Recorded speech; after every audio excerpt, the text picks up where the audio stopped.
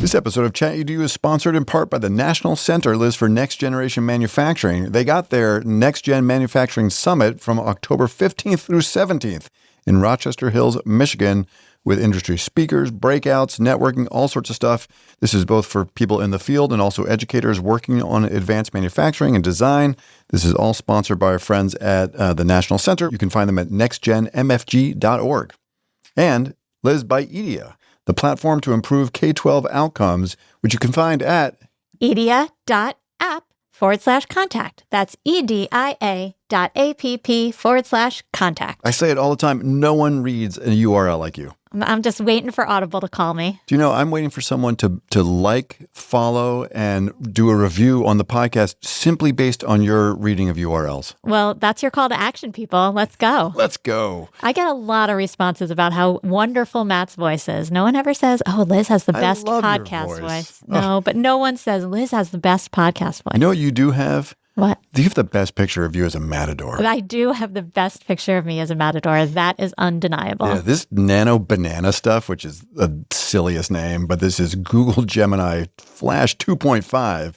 But the image function, they're just hanging with Nano Banana, which was sort of the name that it had when it was pre-released. It's on fire. Yeah. Yeah. Have you been playing more and more with it? I haven't. I've been a little busy, but I mean, you're too busy for Nano Banana. I know, it's unbelievable. What's the matter with you? But the things that I do see on, Facebook, LinkedIn, those places are amazing. Yeah, well, it turns out all it takes is an image. You might remember when OpenAI released a newer version of the image tool where everybody made the Studio Ghibli things. They added 1 billion users or something. No, not 1 billion. They added a lot of users. So as it turns out, this is true for Gemini. So Gemini has now surpassed ChatGPT in downloads. Wow. So Google's Gemini app is now overtaking ChatGPT in App Store rankings, driven by its viral Nano Banana feature, which turns user photos into 3D stylized. Actually, it's funny. I have not really seen this, but people are really enjoying not the action figure doll, but it's like a 3D figurine where it puts you in a box, like a little, glass box or plastic box, and then you see your figurine, all sorts of stuff. We can put a prompt for that if you like into the show notes, but yeah, for a while, it's really interesting. I think you and I have both done this, using the previous version of ChatGPT's killer image model. In a keynote, I will bring in like the superintendent into the picture. So there's like a theoretical photo of a group of educators learning about AI on some morning in August or September. And then I'll take the superintendent and bring them into the mix, which is kind of fun. And always fun. Put a thought bubble over their head that says like, wow, this image stuff is crazy. And it's neat because you're really showing, I think, educators that there's a lot of power in the ability to create images that are just, specific and with words that generally match and the like. But then, so I've done that for a while, but now Nano Banana is letting me take it a whole nother step further. I mean, are you on the edge of your seat? Do you want to know how I take another step further? I do want to know what you do next. Okay, so I've done this a few times, but this last Friday, I had the pleasure of being in Dallas, Texas, a nice keynote there on AI and customer service, which we'll talk a little bit during the show. Interesting. And their associate directors, big agencies, like 500 people. Their associate director of human resources is this really cool woman named Leslie. And Leslie was totally game to let me Nano Banana her image. That's an odd phrase. Nano Banana her image. So unlike just taking the superintendent and putting them into the picture, you can say now, here's an actual room. So I took a room from this agency and I took a picture of Leslie. And I said, okay, show me a picture of Leslie in this room, which you could not do on the previous version of ChatGPT. And then pretty much of late, I've been wanting to see these people. She was wearing a really nice blue pantsuit kind of thing.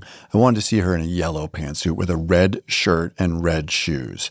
Kind of like Ronald McDonald meets, I don't know, something. Okay. So it puts her in that outfit in the room. So you're it's like exactly that person in this room. I'm but with different clothes.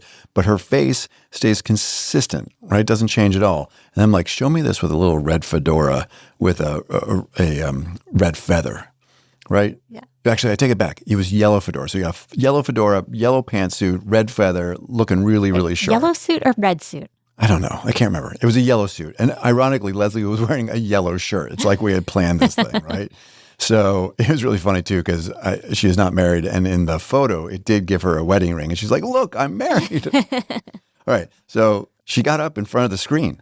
And I said, do me a favor. Can you just strike a pose like from Saturday Night Fever. Do you know what I'm talking about? Right, like the... Yeah, can you do it? I just did it. Yeah, but I think one hand goes down too. Well, I'm in a chair. So fine. So she strikes a pose in front of the screen of her, and I had the next image I had in my slides was Leslie striking the Saturday Night Fever pose in her yellow suit with her hat and her feather and the whole thing. I mean, it was just so uncanny how much exactly it looked like her. So cool. Yay, very fun. Also, yay, not fun, really scary. Exactly. Why? Deepfakes. Yes. I came to the realization that as I've been doing this, I'm like showing people, here's how you make deep fakes.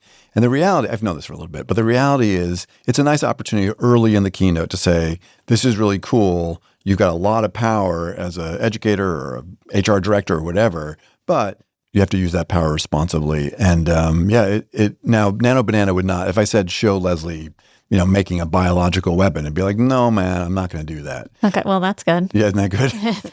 Yay for a few guardrails. The other interesting thing, just for folks who are kind of battling out this deep fake thing, is that I created another chat. And actually, I did this in a totally different account. So there was no like chat history. I said, and I uploaded the picture of Leslie, a whole series of them, and said, hey, is this a deep fake or is this real? And it turns out that both Gemini and ChatGPT are very good at analyzing the images. So they are great at making the deep fake. But a lot of times people ask us like, oh, if I get a deep fake in school, like how do I check? It's not foolproof. But it turns out that Nano Banana found like 5 different ways that what looked completely accurate on screen to all of us was in fact a deep fake. Like her knee was turned a certain way that was unnatural. I mean, just a whole bunch of really interesting stuff. So with great power comes great responsibility. Yes.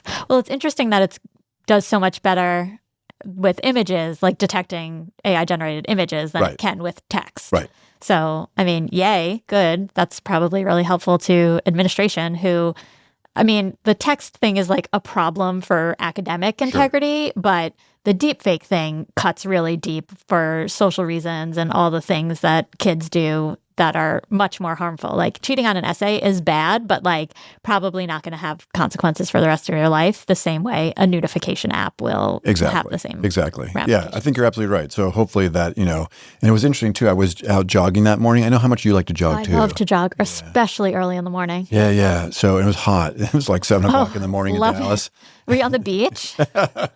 So I took a picture on the most random street, right, where you couldn't really see very much at all. And I asked Gemini, where am I? And it was really interesting. It took like the angle of the sun, the street, the shadows. It did see a street sign like in the far distance. There wasn't really a landscape because I'm outside of Dallas in Richardson. But it's like, I believe you're in Richardson, Texas. Not because it had geolocation either. Gemini doesn't have my location turned on. Wow. Yeah. So Liz, the Nano Banana thing is crazy, but Google's been active. There's almost like what I call breaking news. Andre, you probably don't need to put in the breaking news segment music, but it's pretty neat. So I think you and I share this back and forth. Google, over, I think the last weekend, we're recording on Monday, the 22nd. I think this was on Friday, introduced the ability to share gems. So now you can build a gem, which is a custom chatbot, but share it with anybody. Correct. That is great news for people in workforces. I mean, you shared the gem with me that I've been typically saying, Matt, can you put this in your gem because you already built it. You were able to now just share the gem with me. And I think now can teachers share gems with students in Google Classroom? I'm pretty sure. I mean, it's a shareable link, so I don't know if they can automatically push it to Classroom. So right now, I think we're really waiting for the ability of a gem and a notebook to be like pushed automatically to Classroom over like a typical push to Classroom feature. But certainly you could create a link for the gem. So I'm doing a training this week for a couple days with like a university president, some provosts, like fancy group here, superintendents. And so for each section, there's a section on like economic development, a section on academic policies in higher ed. I built both a notebook and a gem that I can just link to a Google Doc. So they got access to the doc and then it gives access to the notebook and to the gem. It's pretty neat. Yeah, that's great. Yeah. The other thing they announced is some Chrome integration. That's kind of cool. So in Google Chrome, Gemini is showing up. So let's think about it for a second. So Gemini is now in Chrome. You can share gems, you can share notebooks in your Google Drive. Gemini is all over the place in your Google Docs, et cetera, et cetera. The one place where we don't see a lot of it yet is Mail. And that's the place probably where we'll get the most benefit. And I'm going to go out on a limb and make a little prediction. All right. You ready? I'm ready. We need a way to track these predictions, but I'm actually feeling relatively confident about this one. We at Advance are what we call split shop, and there's a lot of us out there. So what do we use for mail, Liz? It's your favorite application of everything we use. Microsoft Outlook. Okay, that was nice neutral tone on that one. All right, so we use Microsoft Outlook, but we're also a deep Google Docs environment and Google Drive environment. And my prediction is that as Gemini becomes more powerful across all variants, right? Chrome, Drive, the Gemini app, the mobile app, et cetera, the integration of mail is going to become really important. There's going to be all sorts of agentic stuff that you can do, like read all my emails, draft responses, categorize them in certain ways. I mean, mail is like one of the thorniest things. There's a lot of friction, a lot of pain points, a lot of time is used in mail. And I believe that Google's going to do such a good job integrating between all the various platforms, including mail. It's going to make organizations that are in this split universe where they're in Outlook and Mail, but everything else in Google are going to come on back home. Is one of the reasons we use Outlook, though, because OneDrive is more secure? I'm not going to get into that because Okay. I enjoy my job here at Advance. There's a lot of reasons, some of it about cost, some of it about in the integration of Microsoft Office Suite, et cetera, et cetera. But no, there are plenty of enterprises that are, look, this is true of Microsoft too, right? So Microsoft is going to make accelerations in Outlook, in OneNote, in SharePoint, in all the other Microsofty things.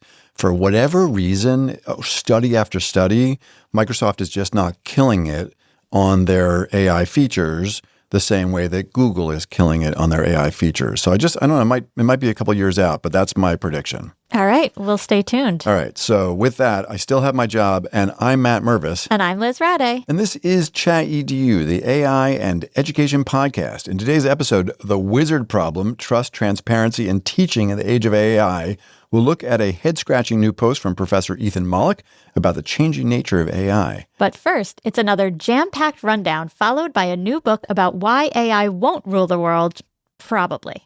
Then we'll go beneath the surface as we explore Professor Mollick's post about the shift from co-intelligence to wizardware, because, I just love when people talk about AI as magic. Ugh. It's ones and zeros. And as always, we'll end with another great Bright Bite. All right, Liz, let's start with an informal segment that I'm now calling Whackabot. Okay, let's do it. Whackabot, the never-ending AI detection game. So today's bit is about evading AI detection with Humanizers with a new tool and then something else to work around that. So, what a game. It is such a cat and mouse game. Whackabot. Yeah, Whackabot. I like it. This is from Lifehacker, Jeff Somers, September 15th, 2025. I tested AI Humanizers to see how well they actually disguise AI writing. So, Liz, what did Jeff find? Well, he tested a bunch of these humanizer tools that are supposed to make AI-generated text undetectable by AI detectors. So a kid writes an essay, and then they drop it in a humanizer saying, like, remove the AI stink. Nice. Yes. And by making it sound more human. But it found that most were ineffective. Okay. So Paraphraser.io, Grammarly, even ChatGPT failed to significantly reduce AI detection scores. There was one tool, students pay attention, just kidding. StealthWriter improved scores with repeated use, but still didn't consistently fool all detectors. So if you're trying to hide your AI writing, these tools aren't reliable, just like the AI detectors aren't reliable. So it's all a big unreliable game. So the best scenario is... Oh, yes, let's see, Dr. Rade. What's the best scenario? Revise it yourself. Make it human yourself by writing because you're a human. Be your very own humanizer.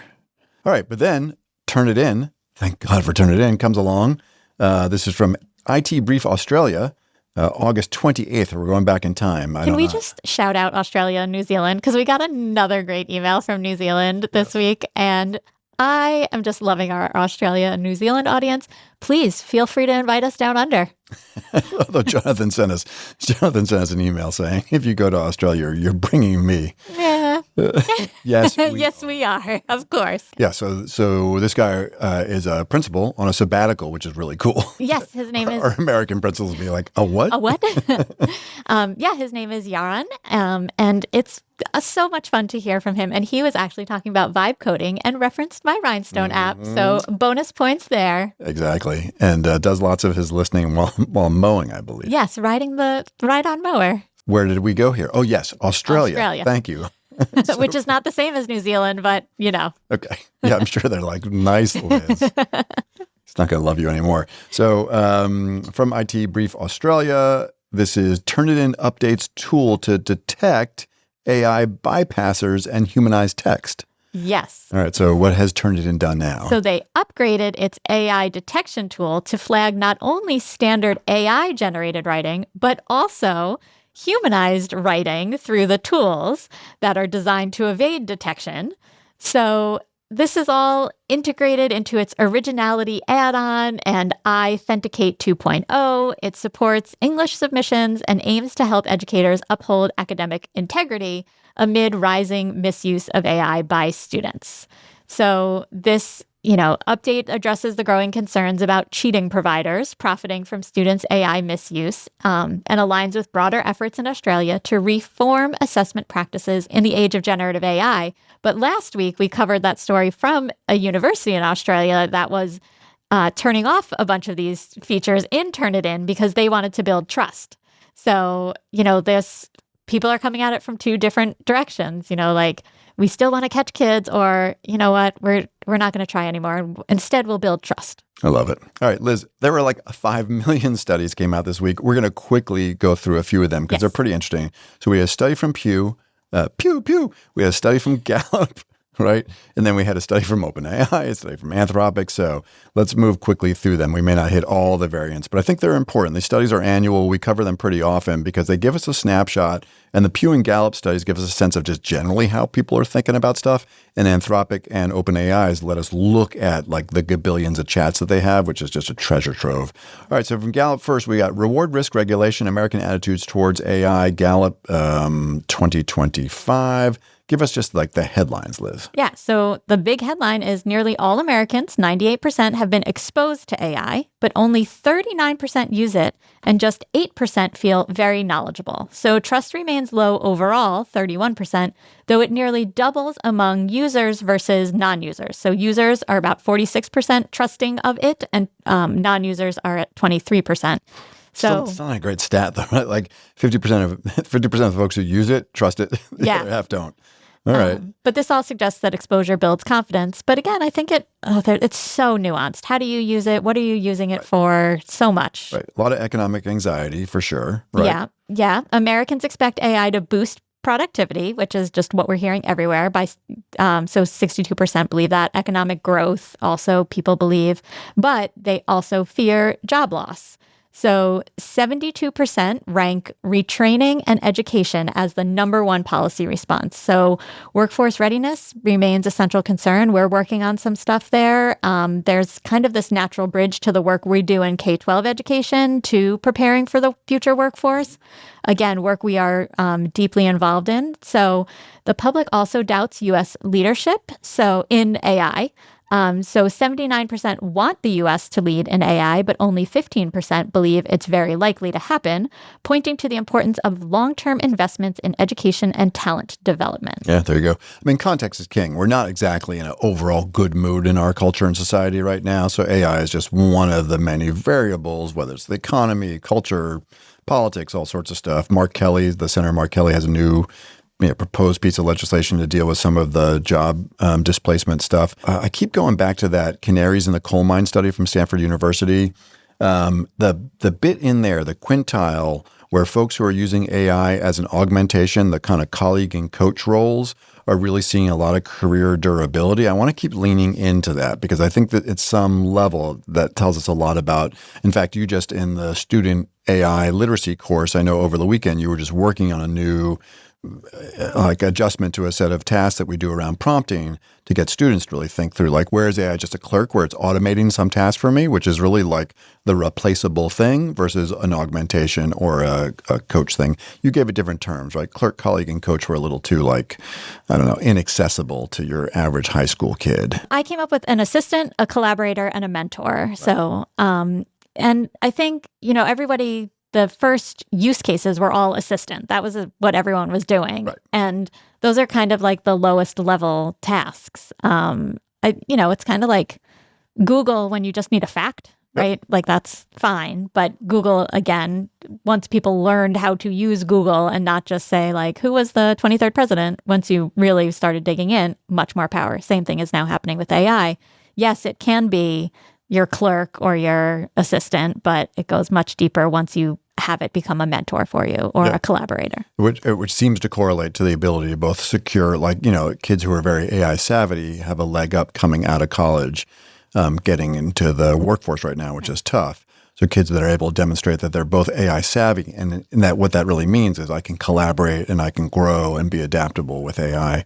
Those of you who want to dig into this a little bit more on the Skills 21 prompt library, which is skills21.org/prompts, there's a big old prompt in there at the top navigation called Prompt Review, where you can look over your whole chat history, and it will tell you, like, how often are you in clerk, colleague, or coach mode, and give you feedback on how to grow that. So we're invested in people's career durability here. We did that on the podcast episode a few weeks ago, and I was asking too many low-level questions. Right. And I said Jonathan was going to send you a pink slip, but you were going to grow your profile of colleague and coach prompts. I'm working on it. You're killing it. All right. So now we got Pew, right? So Pew comes out with their study. As I self-restraint, I just said Pew once. What's going on here? Americans are concerned.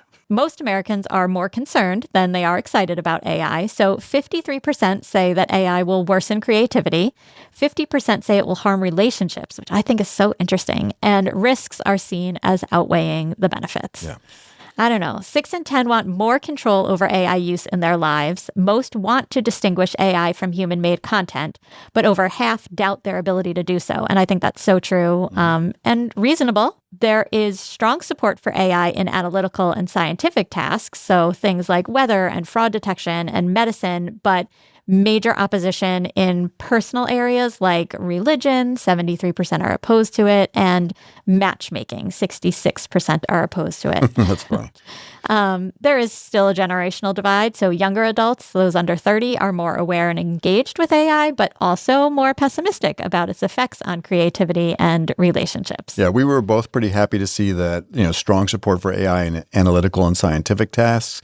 So basically every single Bright Bite that we've covered for the last umpteen episodes where we've been doing Bright Bites are those types of AI applications. And at some level, I always feel like don't get a ton of press, which is one of the reasons that we cover them. But, clearly it's out there in the mix. We talked about Gemini quests last week, and I did the whole quest this weekend. Nice. It's about flood detection. It was really cool. Like you have to first go through, you're in the forest and you have to collect all the pieces of evidence. And that made it so clear that flood detection is so much more than like looking at historical patterns of flooding. Like there were all these different pieces you collected, and then it showed that the AI was analyzing the data and making these predictions. And then your action was to put the market stands in the right place so that they wouldn't be flooded. It was so interesting and like not difficult, but also like made you think. And once you had like these 12 pieces of data, you had to pick the 4 that were going to be the most important and effective to use. It was really cool. Yeah, I mean, think about what you just described. And by the way, thanks so much. You do so much work on the weekend. I do a lot of work on the weekend. But it is a really good, the reason we wanted to bring that into the course, and actually we're going to drop that. This is the AI Quest from Google and the Stanford Accelerator. Yeah. We're putting them both into the teacher micro-credential and the student course. Because imagine a kid who can walk into a job interview at McKinsey or wherever they're going and say, hey, I've got the ability to understand how to use AI and look at patterns and explore data and, create novel solutions. This is very much like the beyond the bot stuff that you're really invested or we're really invested in. Yeah. So great. I'm so glad that you raised that. All right. We won't do the whole thing here, but both Anthropic and OpenAI released these big reports. The one from OpenAI is the National Bureau of Economic Research, which is a pretty much like gold standard around economic research. And they looked at the near 1 billion, so 700 million weekly users, and the 18 billion messages that they send per week. So again, I've said to you before, but as a person who does research, I mean, can you imagine just such rich data. You've got this amazing, like unbelievable, unprecedented, disruptive general purpose technology happening. And then you have all these folks who can do research and partner with third parties to do research around it. So, I've got a big takeaway in my mind, but what caught your attention on this report? Yeah. So mostly the usage is non-work related. Yep.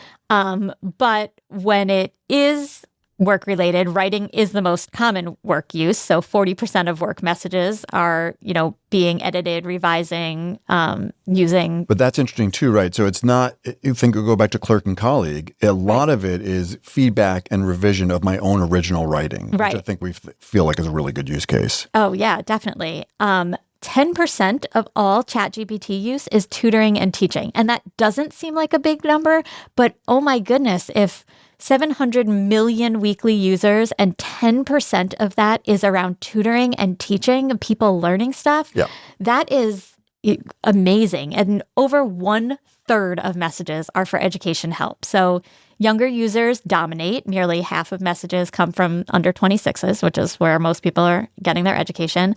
But that means education is such a core use. Yeah, I think this was the main headline. This and the fact we'd seen a number, and actually you're going to do an interview not too long from now with someone from ACT about gender divides. Right. But at least in this study, the gender divide has closed pretty dramatically. Historically, meaning like over the last couple of years, males outpacing females on their use.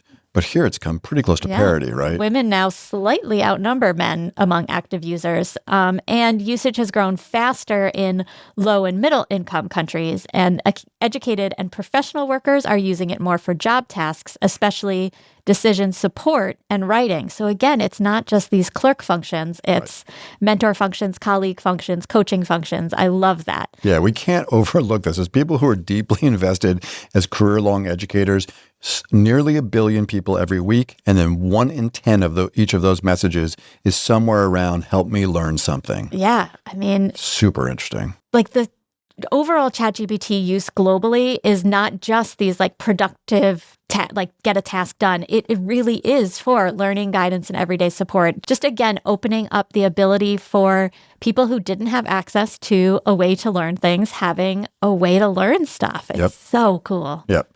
All right. Now, Anthropic, interestingly, which has really become, Anthropic's killing it financially because they're the tool that a lot of businesses use. It's become like the enterprise tool, especially because the software development work is really quite remarkable. That's Claude, right? Yeah, that is Claude. Yes. All right, so give us the headline on this one. Yeah, so AI adoption is happening far faster than prior technologies, which is no surprise. So 40% of employees now use AI at work, which is up from 20% in 2023. So that's a big jump. There's big shifts over the past 8 months, though.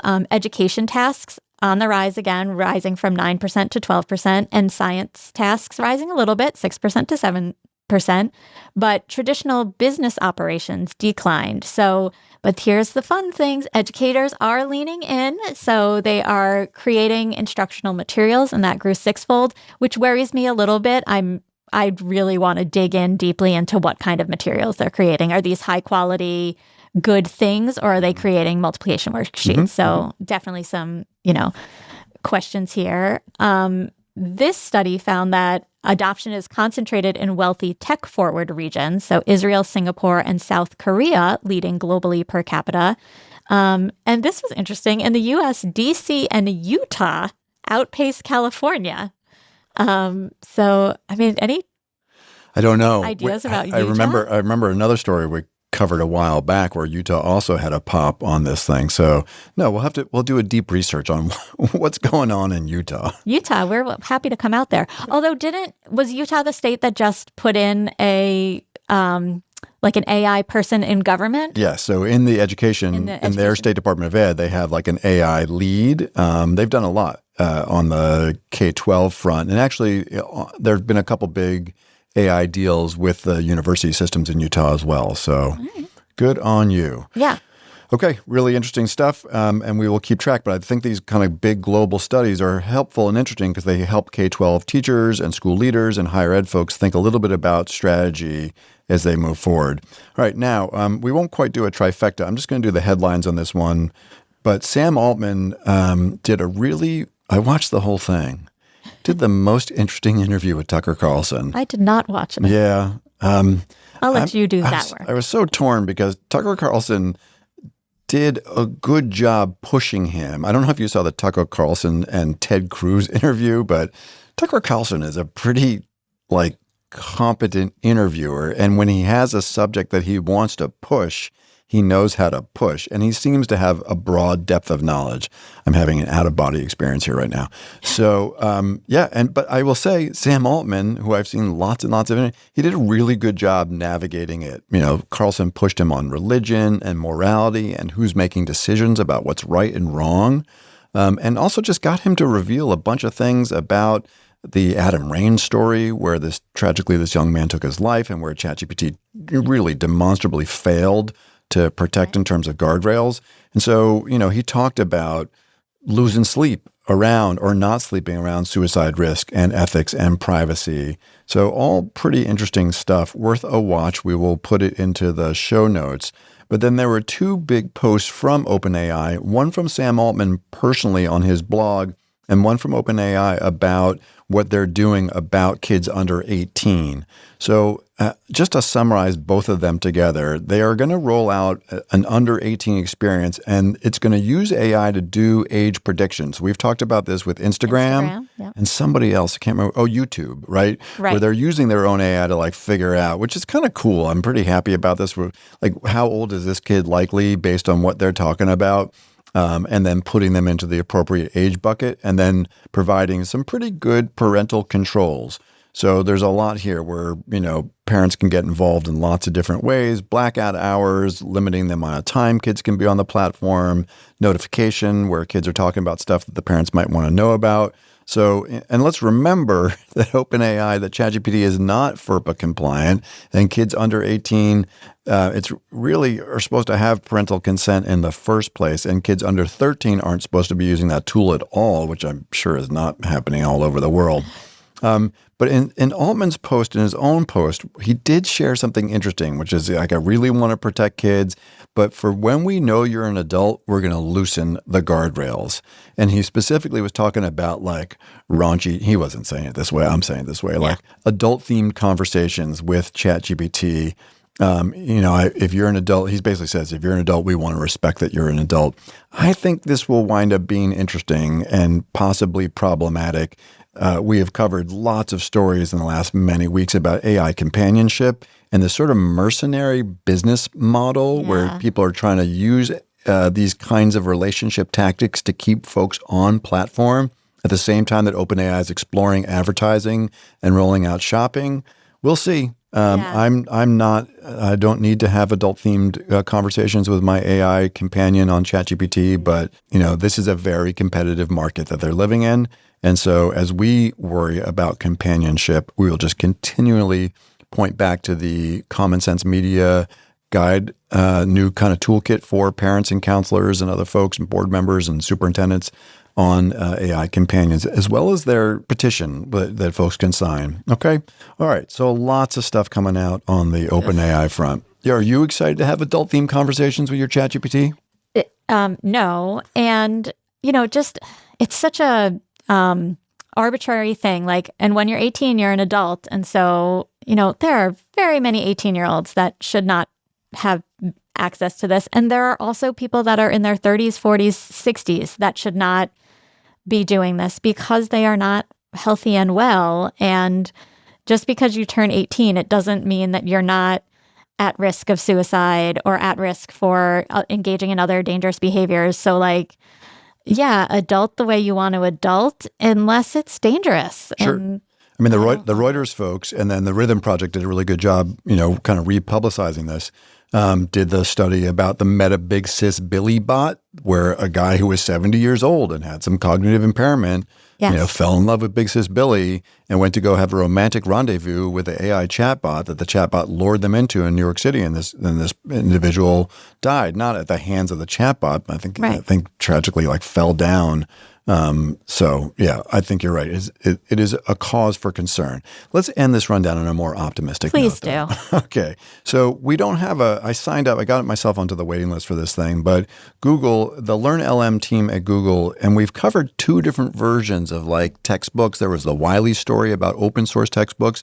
And then we also know that Notebook LM is bringing in open source. OER textbooks into Notebook LM, which is going to be wild. So Google Research, though, is rolling out an augmented AI textbook. What's this about? Yeah, so the report introduces Learn Your Way, which is an AI-augmented textbook system designed to overcome this kind of one-size-fits-all limitation of traditional textbooks. This combines generative AI with learning science, and the system personalizes text to match students' grade level, personal interest. It provides multiple representations like immersive texts, narrated slides, audio lessons, mind maps, so all the stuff that you think of in Notebook LM. So a physics passage on Newton's third law was rewritten for a basketball fan by framing the law through like dribbling ball. Because the kid, when he entered the textbook, said, "I'm into basketball." Right. Very cool. Versus an art-inclined student that compared it to like the pressure you use with a paintbrush against a canvas. So this, it personalizes to a student's interests. Learn Your Way integrates embedded questions, quizzes, visual illustrations to transform reading into an interactive experience. So they did a little controlled trial with 60 high school students, and those using Learn Your Way scored significantly higher on immediate and delayed assessments compared to peers using a standard digital reader. Students not only performed better, but also managed complex science content effectively, rating the difficulty as appropriately challenging rather than overwhelming. Survey data further show that students found the tool enjoyable, confidence building, preferable to existing digital resources. So, I always struggle with these things because, we're getting kids more engaged, and I think that's great, but I don't know, I always have a problem, or I always struggle a little bit with gamifying education, or I guess it's not gamified, but how hard we have to work to get kids' attention now, because there are so many other things that are more fun that I still just do want kids to read and enjoy reading for reading's sake, and making the images in their head. I love to read, and my children loved to read as kids, and now we have to, coddle them into or push them into reading. And of course it's great. I want kids to be more engaged. Of course I want them to do better. And if it's doing all these things, then great. But a little struggle. What if you had Drake and Sabrina Carpenter in a TikTok style video based on explaining calculus? Stop. I actually got a few emails from listeners who were weighing in on the Liz versus Matt and the Drake AI TikTok debate. Yeah. And what did they have to say? Oh, everybody has split opinions. Okay. Yeah. If already you got nearly 1 billion people and 1 out of 10 of those are using AI for learning purposes, right? And that's mostly a text-based interaction. There's no pictures in there. Maybe some of that's advanced voice mode. What could it look like if people will self-directed learning with AI that's conversational, but has all this multimodal adaptability to meet people's learning styles and where they're at? I don't know. We will just have to keep track. Yeah. We'll have to see. Sometimes life is boring, and sometimes you have to do boring tasks. And I think this is where I'm struggling with my own children. Not everything in your life is going to be 3D, 4D experiences. And sometimes don't you think we sort of have to learn to get through some of the boring too? No, I don't. Okay. As you know, I'm waiting for, I believe in productive struggle and friction and all that kind of stuff, but I'm still waiting for the holodeck to pop up off of my phone, et cetera, et cetera. Yes, Einstein's going to be sitting on the table with us by the end of next year. And I will be productively struggling with him. Yeah, but sometimes life's boring and you have to do the boring things. You're no fun. I know, but I'm just trying to raise successful children. Good for you. All right. Not working, so... All right, Matt, now it's time to hear from our sponsor from Edia, who we are super appreciative of. Most districts see just 1% growth in math each year. That's not a gap, it's a signal. The system isn't working for most students. With AI-powered coaching that adapts to each learner's needs, Edia helps students grow 8 to 23% in a single year and gives teachers the real-time data they need to support every tier of instruction. This isn't just another practice tool. It's real-time coaching that helps students learn from every mistake with personalized support that adapts to exactly what they need. For teachers, Edia automatically generates small groups, identifies learning gaps, and tracks growth on every standard, saving hours every week. Because equity isn't just about access, it's about impact. So here's the question. If your data shows who's behind, does your system help them catch up? If not, it's time for something better. Move from stagnant scores to sustained acceleration. Visit edia.app/contact to learn more. That's edia.app/contact. All right, Liz, really interesting piece here. We've covered versions of this story, but I thought this was novel, and so I wanted to drop it into the feed. This is Ohio State News, September 15th. Why AI is never going to run the world. It may, by the way, be a fantastic math tutor and help with attendance and MTSS. Absolutely. I mean, the work that EDIA does. Yes. But yeah, I mean, this is a really interesting book that's about kind of primal intelligence. There's an interesting intersection here with customer services we're going to talk about. So tell us about the article about Angus Fletcher. Angus Fletcher wrote a new book called Primal Intelligence, which expands on how storytelling or story thinking is the core of human intelligence and evolution. And so he says that artificial intelligence, while powerful in logical reasoning and data processing, cannot replicate or surpass what he calls primal intelligence, which is the uniquely human capacity to make smart decisions with limited information through intuition, imagination, emotion, and common sense. He has applied this theory in practical settings, from military training to elementary classrooms, and contends that this type of thinking, not just data crunching, drives innovation and leadership.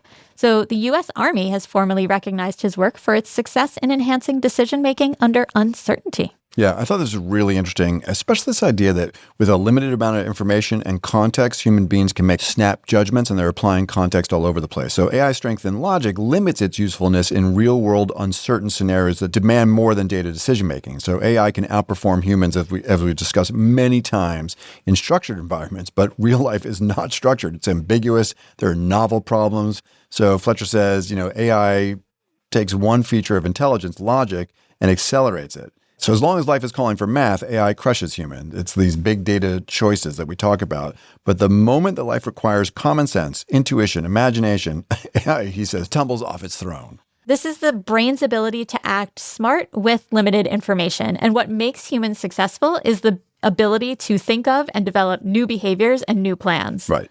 We're highly adaptable, right? Yes. We're adaptable with limited information right in front of us, but we have history and context, empathy, care, all that kind of stuff to problem solve. And we can do it in the moment. Right.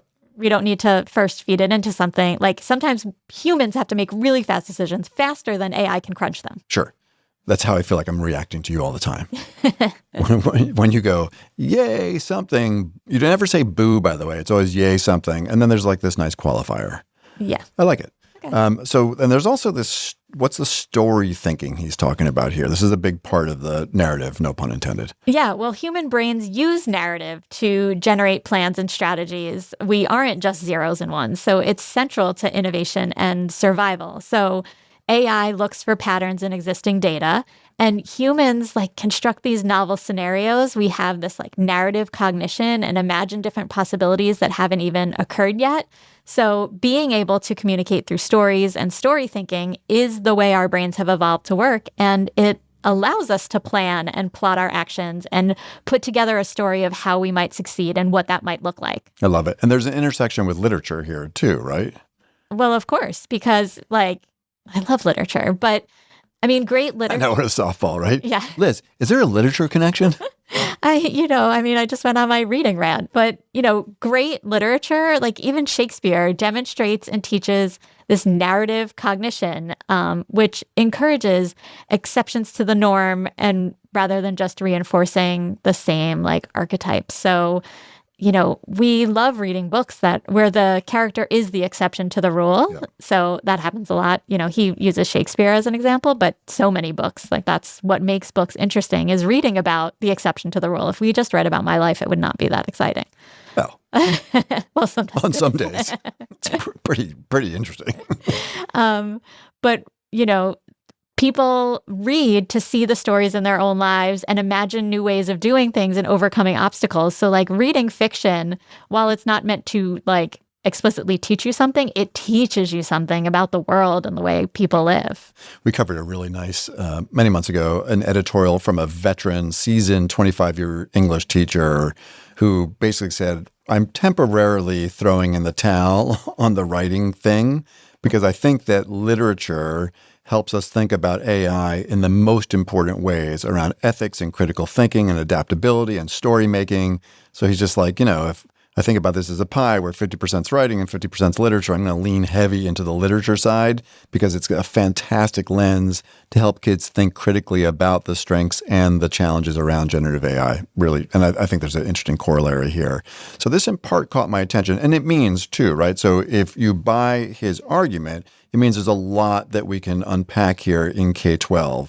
We're often having to think right now about, well, what makes us uniquely human that AI can't do? And so we think about creativity and empathy and problem solving and human-to-human collaboration, right? That shows up all over the place. This is a slightly different thing around this whole idea of like primal thinking and understanding. So worth unpacking and considering. It caught my attention in part because I had just done, for the first time, a kind of a big keynote around AI and customer service, which is a weird intersection, right? If you think about, a lot of people are saying AI is customer service and we're going to save all this money by letting AI do customer service. And there are parts of the customer service journey, so to speak, that AI can do an interesting job with, like ticking off low-level questions. But my big theme in this, kind of field is it's the human plus the AI is helping us to expand our ability to delight, add value, serve our customers and the like, and have lots of examples, as well as lots of examples where AI completely blows customer service. Yeah. Hello, Air Canada. Hello, the Taco Bell drive-through. Hello, the cursor story that we covered. Hello, the Duolingo owl, which is really not so much a customer service story as it is a AI, stink story. Right? Yes. So I just jotted through here with ChatGPT a couple examples of his primal thinking and something that happens in the front office every day in a school where you need to be able to take limited information and make snap judgments and apply empathy and care and problem solving that AI just can't do. You want to run us through a couple of these? Yeah. I mean, think about the anxious parent that comes running into the office because they couldn't reach their child's teacher about a safety concern. And, you don't want the secretary quoting policy or forwarding them to Which is voicemail. what the chatbot would do, right? Right. The secretary can, read the parent's body language, lower the tone, reassure them, let me get you to a quiet space where I can check and see if the principal is available. And, the ability to read stress and diffuse the situation before it escalates is a human characteristic. That is not going to happen if you end up on voicemail. Yeah. Customer service. So, we won't go through these all, but we'll drop them into the show notes. But you could really take his primal thinking thing and say, give me 5 scenarios on X. This happened to be 5 scenarios on the front office staff person, really kind of dealing with immediate problem solving with limited knowledge. Right. Anything else here that jumped out at you that you just loved? No, I think these are all just like great things that, comforting a new student or handling an unexpected medical need because the nurse is out or dealing with something else, clarifying conflicting messages. That one was cool because that's almost the story thinking part, right? So you get 2 parents call within minutes giving contradictory instructions about pickup of the same child. Yes. That's never happened. Oh, yeah. So instead of choosing one of the random or freezing, kind of the secretary is able to, or the administrative assistant is able to piece together the different parts of the narrative, right? Right. And kind of figure that out and not just randomly go, okay, the first parent that called is who I'm going to send the kid home with. Right. So she might say, it sounds like you may have each spoken with your child separately about the plans. Can I get us all on a quick call together so we can be on the same page here, right? Limited information, context, empathy, problem solving, all these like uniquely human values. And some of that is so delicate at a school with custody issues and, like who's allowed to pick up who and when. And like some of that is really has to be handled delicately and with empathy. So it's super important. Yeah. So a good read for sure. This is Angus Fletcher's new book, which is called Primal Intelligence. I think for us as people living in an increasingly AI dominated world, but certainly as teachers, school leaders, university folks, and the like. Hey, I'm Cameron Audia, executive producer of ChatEDU. As you likely know, Matt and Liz believe personal interest projects, or PIPs, are one of the best ways to help students bring agency and intellect to learning in the AI era. They also see PIP as a safe, ethical, and powerful way for students to master AI. If you'd like to learn about Skills 21's very own personal interest project platform and curriculum, check out skills21.org/PIP. And if you'd like to chat about PIP in real time, email Liz at chatedu@edadvance.org. I mean, after all, she wrote a book about it. Okay, Liz, Professor Malik, new post. It's time to go beneath the surface. Yes, it is. And so this is, I love the title when I read this. It's like on working with wizards. And he's talking all about the sort of, he uses it as this lovely metaphor to describe AI and what feels to be magic when AI is shifted from being a co-intelligence, which did not seem magical, right? I mean, maybe it felt a little bit, and I understood where your concern came from. But as AI becomes more autonomous and does these more quote-unquote agentic things like deep research or even the more sophisticated stuff in Notebook LM, a lot's happening under the cover that we don't see. And so he's calling it wizards. Well, and some of it's happening, and we cover these stories where they don't know why it's happening. Sure. So then maybe it is not just zeros and ones. Like I'm being a little more convinced. The veil has been cracked. All right. Yeah. Tell us about the post, Liz. Malik updates his evolving philosophy of human AI collaborations, arguing that we're moving from this co-intelligence model to a wizard model where AI produces sophisticated results independently of the user's involvement or understanding. So he's done all kinds of experiments with ChatGPT 5 Pro, Claude 4.1, Notebook LM, and some of these most advanced AI models can critique academic papers, transform spreadsheets, create educational content with minimal prompting, and the results are really high quality. But there's also concerns about accuracy and skill atrophy and the limits of human judgment. So again, going back to that primal intelligence. So Malik is calling for a new form of AI literacy. I'm just writing about the first form of AI literacy. Slow it down, Professor. One based not on how AI works, but on how to evaluate what it creates. Luckily, I do put a lot of that in there. Yeah, I was thinking about the student course this morning on the way in, and to what degree are we doing enough emphasis in both the student course and the teacher micro-credential around critical analysis and critical thinking. I think we will constantly need to update that and put more of an emphasis. Historically, it's been about hallucinations. Now it's more about because, when you do a deep research, generally we're not seeing a lot of hallucinations, but you still need to be able to look at the results. The thing just wrote a 15-page, high-quality research report with tables and graphs, and it cites that it used 30 websites, and it cites that it didn't use 20 websites because it discerned that those were of low quality. Right. But how do we check the output of that stuff? It gets trickier, right? So, a number of takeaways. AI is definitely shifting from a collaborative tool in some cases to these more like kind of wizards. Malik says we're getting something magical, but we're also becoming the audience rather than the magician or even the magician's assistant, right? He talks about how advanced models like GPT-5 Pro can autonomously, he took a whole bunch of his academic research and asked it to do this task that normally takes a ton of time, and it did quite an effective job under 10 minutes. It found one small error that was previously unnoticed. And so lots of folks had reviewed his content, and here the AI system is able to do that, but it's opaque, right? He doesn't know exactly how that result came to be. So impressive effectiveness, but extreme opacity, making it hard. Malik says, wizards don't want my help, they work in secretive ways that they can't explain. Yeah, that's a little scary there. One of the areas that we're seeing a lot of this, to be concrete, this now looks like things like the agent mode in ChatGPT or deep research in Gemini or ChatGPT.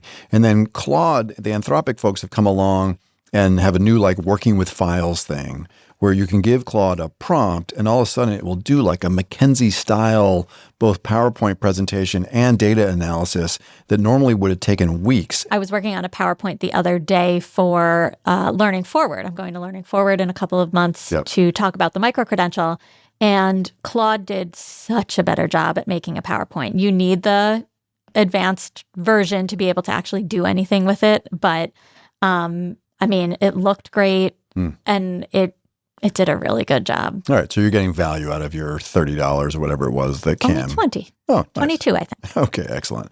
Now, listen, another one of Professor Malik's favorite phrases, though, is the jagged frontier, AI's inconsistent ability to perform at a high-quality level. Julie Foss, who lives here right around the corner from us in Litchfield, Connecticut, really smart thinker. You can follow her on LinkedIn, does a lot of work around AI and education. She shared a story from my home state that I thought was interesting about the MCAS essays. So no rhyme or reason, AI grading issue affects hundreds of MCAS essays. So here the AI system is, again, acting as a wizard, but in ways that are unhelpful. Yeah. Yeah, the magic trick went wrong. Yeah. So tell us about this. The MCAS is the state level testing that students have to do. For now. for now. Most states have some sort of high stakes testing. So in this case, about 1,400 MCAS essays were incorrectly scored by AI before a Lowell teacher spotted mismatches between her students' writing and their reported scores.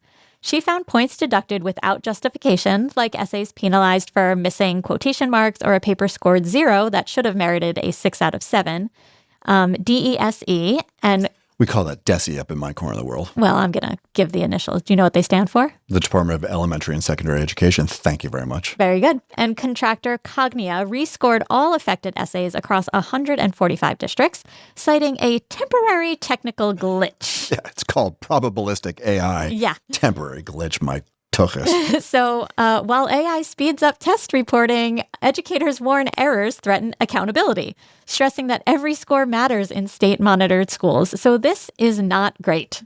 I mean, I think it reinforces part of Professor Malick's point here, which is that as these systems become more autonomous and independent, we have to become even more focused on critically analyzing the outputs. Absolutely. It's just, we cannot fall asleep at the wheel. Interestingly, in his his seminal original Boston Consulting Group study, I think it was a follow-on study about when folks kind of fall asleep at the wheel and just let the AI systems do stuff, the productivity gains that are achieved fall off. So all really interesting. We will put both the DESE story and Professor Malick's new post from his One Useful Thing Substack in the show notes, and we will keep an eye on this. It is a big, big shift, this idea of moving from AI as co-intelligence, which was his first book, to AI as wizard. You love it. Are you coming along? Are you feeling better about this wizard thing and magic? I think we do have to start calling it magic if it's unexplainable, although even magic is explainable. Like, magic isn't real, but this, is kind of really magic. I knew you wouldn't ultimately be down, and I'm with you, Dr. Ratty. I am with you. All right. But Matt, it's time for another Bright Bite. Thank God. Yes, this is a cool one. Yeah.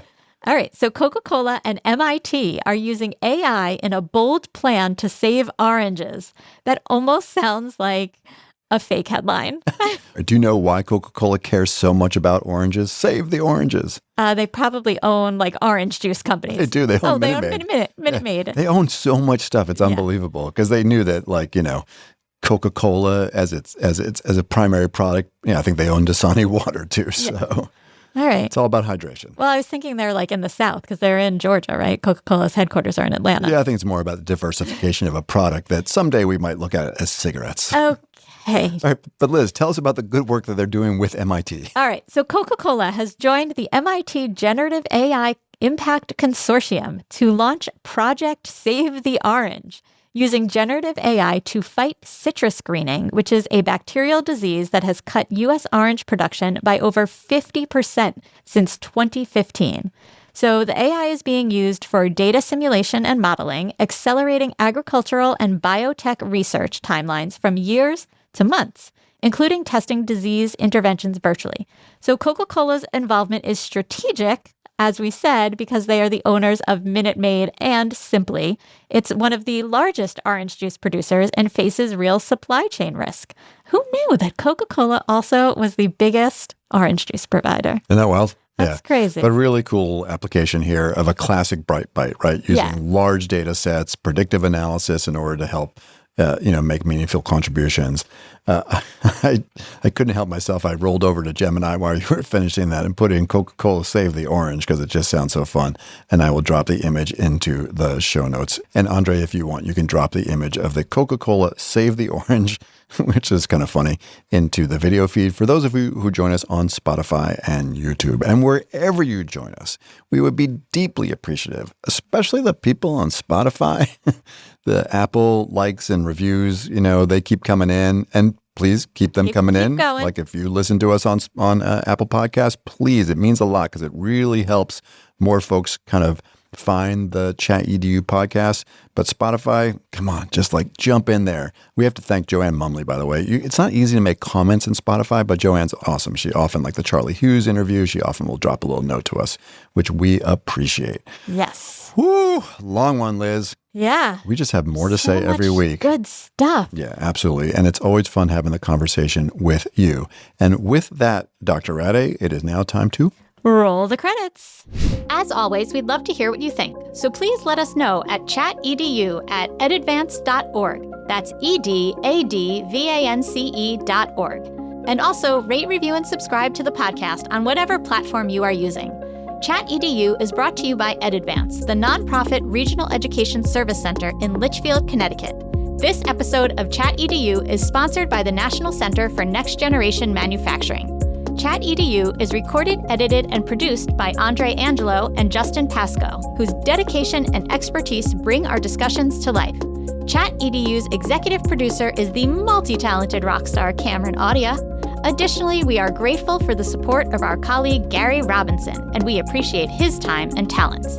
And of course, a big ChatEDU shout out to our fearless leader and executive director, Jonathan Costa, for inspiring the pod. And finally, a heartfelt thank you to our listeners for joining us on this journey exploring the thoughtful and innovative integration of AI in education. Hello, everyone. My name is Jonathan Costa, and I am the executive director at EdAdvance, and I want you to know how much we appreciate our listeners. If you enjoy the podcast, feel free to explore EdAdvance's other AI services, which include customized professional learning of all kinds, conferences, our new middle and high school student AI literacy course, and our educator and leader micro-credential, co-sponsored by the Southern Connecticut State University Office of Workforce and Lifelong Learning. Just visit skills21.org/AI to learn more. That's all for now, and thank you for listening to ChatEDU.